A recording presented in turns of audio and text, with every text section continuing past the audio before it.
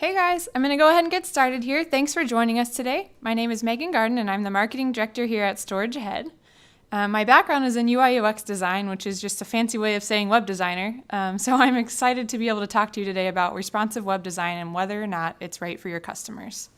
We're going to have a question and answer time at the end of the session here, so feel free to shoot questions over any time and we'll get to them at the end. And we will just go from there. So let's go ahead and get started.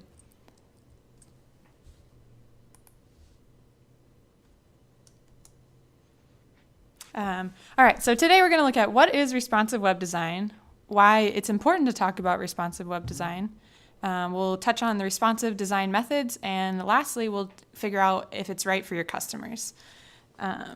So let's go ahead and get started. What is responsive design? I actually Googled it, and my fourth result was, what the heck is responsive web design? So if you're asking this, you're not the only person wondering. It's a hot topic right now, and it's something that a lot of us are curious about. So this article actually, which was built responsively, had a quote in it that I feel like covered responsive design pretty well, and it said, responsive websites respond to their environment. So you can make this topic as challenging or difficult as you would like, but really what it comes down to is responsive design is your website changing based on how the viewer is seeing it. So let's put this into a storage analogy to start things off. So let's say one of your renters has a 10 by 20. They have all of their belongings fit nicely into the unit. They've maybe moved everything out of their house, and everything that's meaningful to them is here in this 10 by 20. If something comes up, for example, maybe it's infested with rodents, which would never be the case at your facility, but in the event that it was, you have a couple options here. You either lose the renter, or you figure out what to do with them. And in this case, maybe your only available unit is a 10 by 15. So you take that renter's stuff, make the best of it. You figure out what's most important. Maybe you have to do some rearranging, some reorganizing. You go through the boxes. You figure out what can combine with something in another box. Or maybe you realize it's time to get rid of some of your old college sweaters and shoes that you've been holding on to. So maybe at the 10 by 15, you decide to kick out a few boxes. They're not lost forever. Maybe you do something different with them. But that's how you could handle that adjustment. Now, if we take this one step further and say, let's put all of your 10 by 15 belongings into a 5 by 5, it seems crazy, right? You're like, there's no way their whole house fit in a 10 by 20. How am I supposed to fit in a 5 by 5?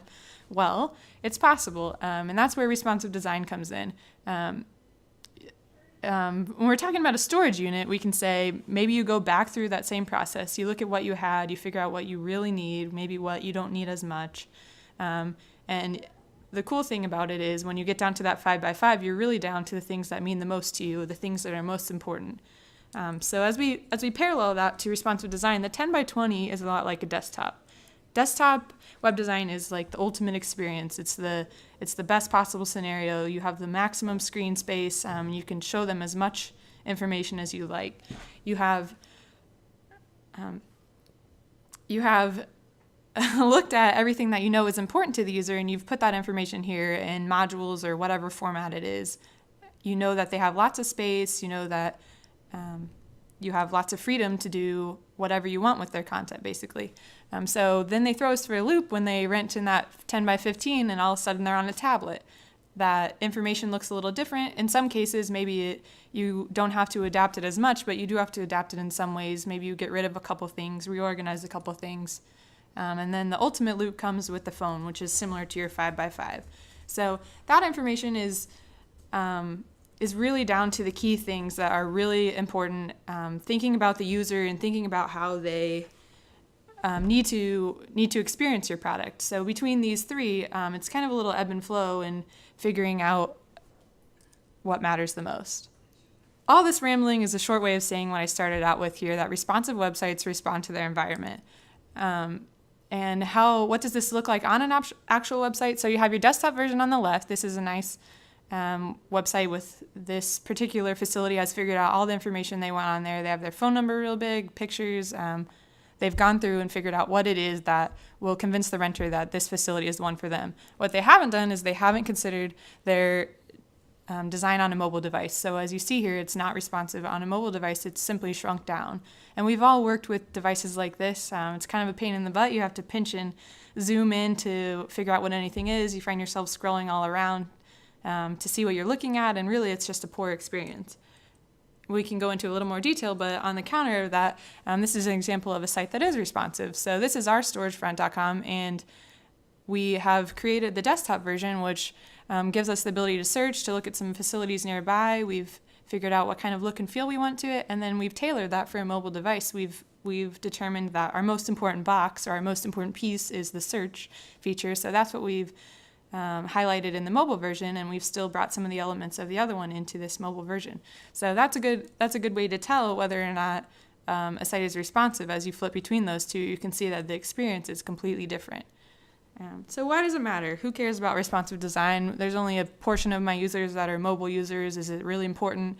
Those are all really good questions, and I'd like to throw some numbers at you to kind of sway your opinion one way or another. Mobile usage is rising, and in the storage industry alone, it is rising as well. So I would guess that mobile usage for storage visitors may be lower than other industries. It's kind of relative to the industry, but in our industry, I can tell you at StorageAhead, about 28% of our visitors are from mobile devices, and this is based on last month alone, so this is really a relevant number for us, and I would guess that it's going to continue to grow because in 2014, desktop usage is expected to be passed by mobile usage, and this number has been floating around for a while. But it's important to remember that 2014 is next year, so it's no longer something coming, something to keep an eye out for. It's here. Now's the time. Not only are we using our devices a lot, we're using them all the time during the day. About 91% of people have their mobile devices within reach 24/7. It is always mobile o'clock. That's not only with them all the time, but they're checking it about 150 times per day. So the frequency of being on a mobile device is crazy, yet alone the amount of people that have them and are using them. So to say that your mobile users aren't important is kind of a bold statement. These numbers all show that you have a lot of people that are coming to your site that are looking for units, that are looking for answers. And if you're not considering their experience, then you're really doing yourself a disservice. Some of the aspects of responsive design have been around for a while, but the key term and really the way it's shaped the industry has started when Ethan Marcotte wrote in his article, A List Apart, in 2010. He brought together all these technologies that are around and said it succinctly that we need to be using responsive design technologies through flexible grid and media queries. And I'm just going to brush on those because we'll talk about them later. But really, he's kind of the key figure that kicked this off. Like I said, responsive technology has been around, but really it's evolving and it's getting more and more accurate and more efficient so that you have the ability to really make your users enjoy their experience and accomplish the things that you think are important. So in addition to those two options, he talked about our mobile websites, which is probably the oldest of the options. There are three ways you can accomplish responsive design, and that is through mobile websites, fluid grid, and media queries. And some of these have a bunch of other terms that go with them. We'll touch on them as we go through here. But I would say you have to remember that these options are not exclusive. You don't necessarily have a mobile website, a fluid grid, or media queries. You can have a mix and match of the three of those. And in my opinion, the best mix and match of those is a combination of a fluid grid and media queries, and we'll talk about why. As we break down mobile websites, what happens is you have an absolute duplicate website made solely for your phones. So you may design your storagefront.com and you may design your storagefrontmobile.com, but they are completely separate sites, and that's a problem because you have two separate domains with the same set of data. And that can definitely harm you from an SEO standpoint, as well as it makes it really hard to manage all that information. As you're updating it one place, you're also having to update it the other, and it's definitely a challenge to execute and maintain. Another problem with that is, so let's say, I can't remember if I mentioned this already, but if you have someone who has found their facility online that they like, and they send it over to their wife, who gets it in her email and picks it up through her mobile device, her link is actually being redirected to a m dot whatever the link was. I'm sure you guys have seen these before, and that's a key sign that you're using a mobile website.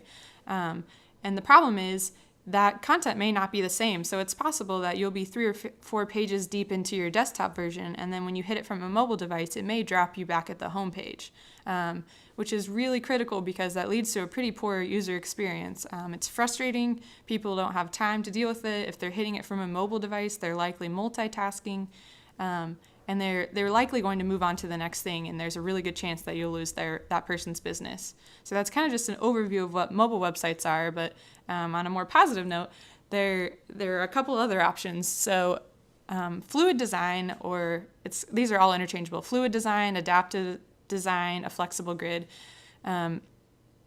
Basically, the point of fluid design is that everything's changing as you're moving the page. And I'm sure you've seen pages like this. I'll show you some examples. But this is happening because all of the styling in the code for that page is percentage based. So what's happening is rather than saying, I want my website to take up 960 pixels, instead you're saying, I want it to take up about 80% of my screen. So depending on what your screen is, you're still keeping those ratios and still adjusting, but you're not limited by hard numbers, whether that be a measurement of a font or a measurement of a image or a measurement of the entire screen size. So responsive design is moving and reflowing as you resize it. The challenge with this is that a lot of responsibility falls with the designer having to consider what the screen looks like at an infinite number of possibilities. So as you're moving, you may see a word move to the next line, or 2 words, or a line break. And that's a really hard challenge to consider because you want to make sure that they're seeing the content in the best possible way, and you don't always have control over that if you don't know what possible screen size they're looking at it. So let me show you an example here. I think will help you visualize this. But this right here is an example of a fluid grid system. So as you move through the page, you can see the text is wrapping to the next line, the boxes are getting smaller, everything is kind of ebbing and flowing. And this is a solid example of true fluid design. So you can see where, depending on where you were, you don't know if they've shrunk their window down real small, if they've opened it up real big, or really what they're seeing. So that's a lot of things for you to consider, especially in your case where you have maybe a view of all of your units. How do you display those units so that they look nice no matter what if they're always changing? It's hard to have control over that. So let's jump back in here. The third method that we talked about here are media queries. So media queries give you a little freedom beyond fluid design and are better than mobile websites for this reason. It's considering your content,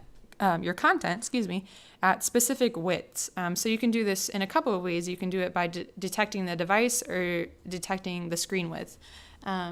And it's successful because it's tailored with lots of CSS. So what that means is you're giving the browser play-by-play instructions for what to do when the screen is this size. And I think I'm actually going to show you an example first before I ramble too much about it. But this is an example counter to the fluid design of a media query. And it's determining at 1378 pixels, I want it to look like this. But once it hits 1218, I want it to take this form. Once it hits 978, I want it to adjust again. Once it hits 748, and so on, all the way down to mobile devices. And the cool thing about this is, rather than having an infinite number, you do have these set visions that you're looking at, these set widths that you can consider. And you may not catch everything with this. That's why it's good to have a combination of using media queries and fluid design at the same time, so you can accommodate those little changes within those widths that you've set.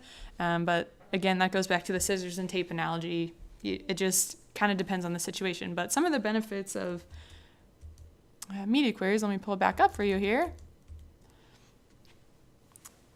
is that it really opens up the options. Something you can do with media queries that you can't do with fluid design is you can choose to show and hide information. So that goes back to the storage units. If you're thinking about taking some boxes out or adding some boxes in, you can handle that differently at different widths, which you can't do with the fluid design. Fluid is simply moving and flowing and readjusting. And that's something you can do with the mobile website, and some people approach mobile websites because they believe that the user's experience should be completely different. They have different motives and tactics behind visiting your site from a mobile website, but I think that's a whole other story altogether. But as we step back here and look at the three, again, it's hard to compare them because they're not necessarily three different options. They're just tools that you can use together. But when we look at the mobile website, there's a really good chance you're going to have duplicate content, excessive maintenance, a poor user experience, and as a result, your bounce rates may be bad. All of these things weigh into your SEO. So of the three options, I would say that mobile is the most controversial option and probably the least fitting option for your facility. But as you look at the other two options across the board, both fluid design and media queries do use that one clean set of code. Your maintenance is easier, your SEO is better, and I mean, I don't want to just repeat what I'm saying here, but as you look here, it's really just a better user experience, which kind of brings me into my next point here. You can debate whether or not it affects your SEO or not, but really the thing to think about is how it's affecting your user experience as well, because all of these things are important to your business. So as you're thinking about responsive design, whether or not it's good for your customers, consider these points. The SEO implications are small. Yes, it's possible that they're affecting it negatively or positively, but at this point it's small, and the effect will probably grow. But more importantly, right now, what's really important is the user experience implications are huge. If people are hitting your site and not even seeing something that they expected to see, if it's really hard to navigate, if they can't read it, all of these things are going to impact your user experience, and you're going to lose people.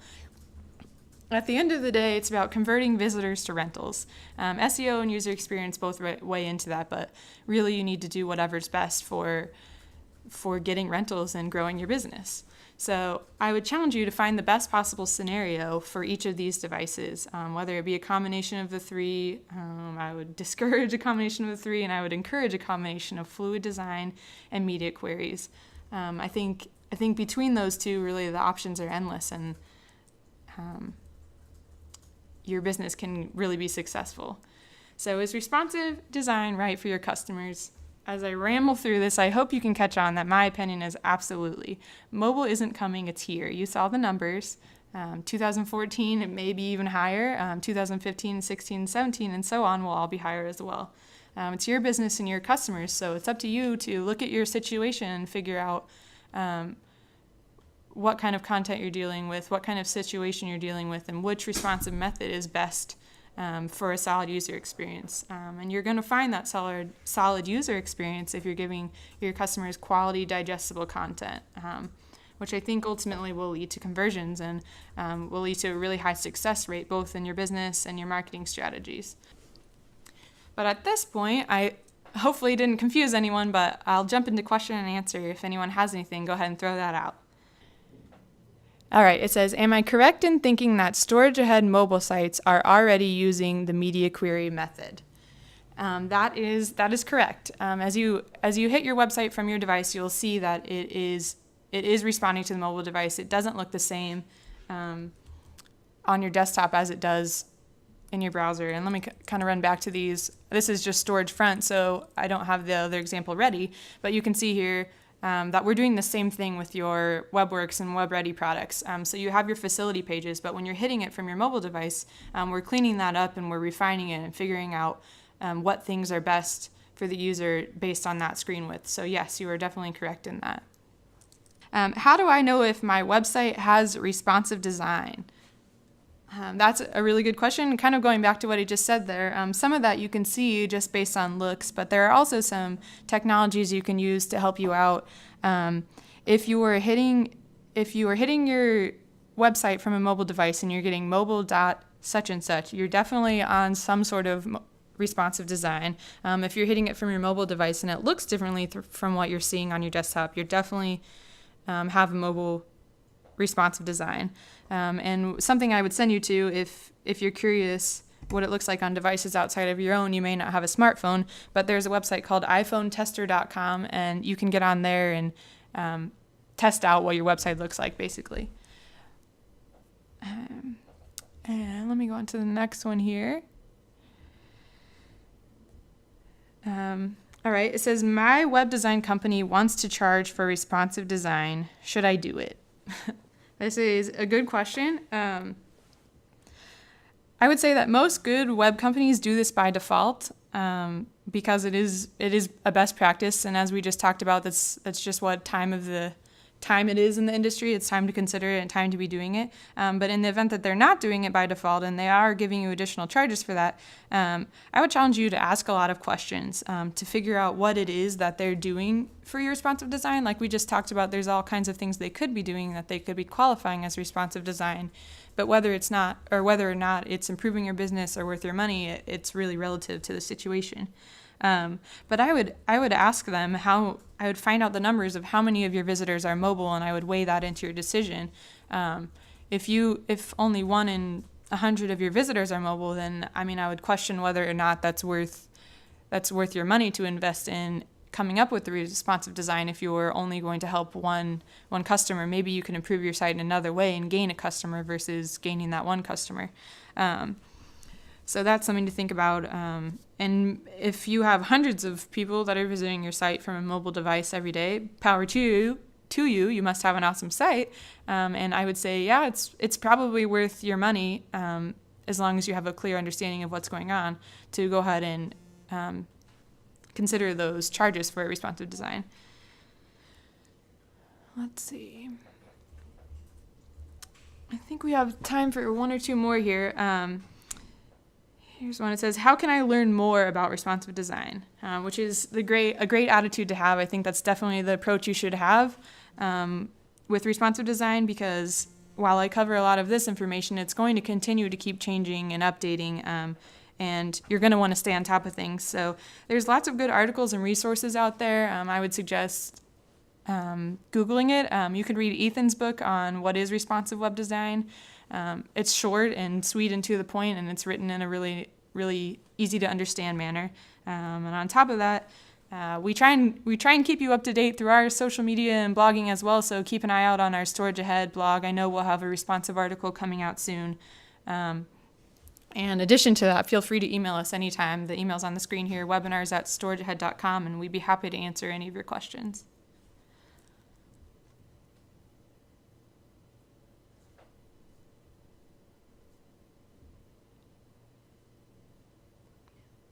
I think it looks like that's about all the questions we have rolling in for right now. So I think that will bring us to the end of our webinar here. But thank you again for all of your time. And like I said, keep an eye out on our blog and feel free to contact us anytime if you have any questions. And we'll look forward to you joining us at the next webinar. Thanks for your time.